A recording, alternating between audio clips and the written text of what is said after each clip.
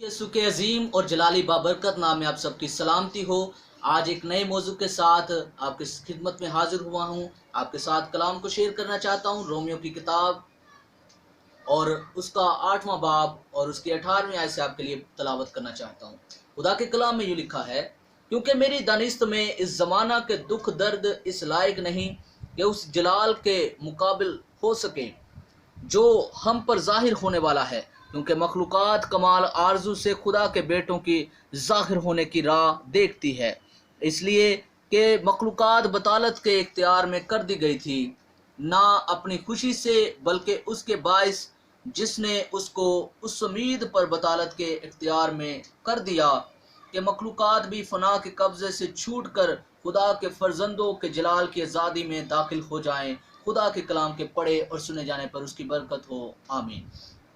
अजीज़ों, आज मैं आपके साथ मिलकर सीखना चाहता हूँ कि हमें ज़िंदगी के अंदर बार बार नुकसान क्यों होता है, हमें क्यों मुसीबतों का सामना रहता है, क्यों हम परेशानी का शिकार है, क्यों हम अबतरी का शिकार है, उसकी वजह क्या है। और उसकी वजह यह है कि हम सब जो है वो खुदा से दूर हैं, क्योंकि कलाम मुकद्दस में हमें बड़ी खूबसूरत मिसाल नज़र आती है कि यीशु मसीह ने कहा कि तुम सफ़ेदी फिरी हुई कब्रें हो, तुम दिलों से तो दूर हो खुदा से, तुम होंठों से खुदा की ताज़ीम करते हो, लेकिन कभी दिल से तुमने मुझे याद नहीं किया, तुमने दिल से कभी इबादत नहीं की, तुमने दिल से कभी कोई ऐसा काम नहीं किया। क्योंकि कलाम मुकद्दस ये फरमाता है कि जो काम करो जी से करो, ये जान करके खुदा उनके लिए करते हो। हमें जिंदगी के अंदर नुकसान का सामना क्यों रहता है, उसकी वजह यह है कि हम नाफरमान हैं, हमारी नस्ल नाफरमान है, हमारी कौम नाफरमानी के अंदर है। और उसकी वजह यह है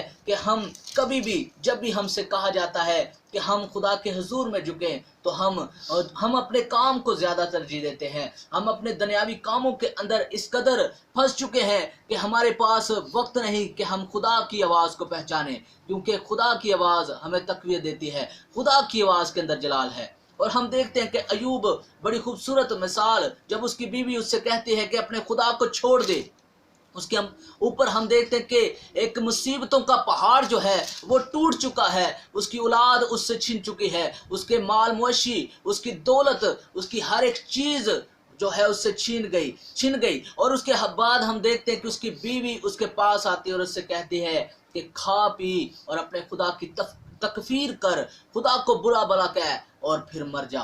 और फिर वो बड़ी खूबसूरत स्टेटमेंट देता है, वो कहता है कि क्यों नादान औरतों सी बात करती हो कि खुदा के हाथों सुख पाए और दुख ना पाए। खुदा में मुकद्दस हमें ये सिखाता है कि मखलूक़ात कमाल आरजू के साथ खुदा के बेटों के जाहिर होने की राह देखती है। आज भी मखलूक़ात को रखती है, वो अपने दर्द-ए-ज़ा के अंदर है, वो हर तरह से मुसीबतों के परेशानियों के अंदर मुब्तला है। और हम देखते हैं कि उसकी वजह नाफरमानी है। जब आदम ने गुनाह किया, नाफरमानी के बायस गुनाह दुनिया के अंदर फैल गया, बतालत के हवाले कर दी गई दुनिया। और आज हम देखते हैं कि ये बतालत के अंदर दुनिया है, ये झूठ के अंदर दुनिया झूठ को ज़्यादा पसंद करती है, झूठ को बढ़ावा दे रही है। इसलिए हम क्या कर रहे हैं, दिन ब दिन हम फंसते जा रहे हैं गुनाह की ज़िंदगी में, गुनाह की कैद के अंदर फंसते जा रहे हैं, क्योंकि जो है अबलीस ने लोगों के जहनों को इस कदर मगलूब कर दिया है, इस तरह उन पर गलबा पा लिया है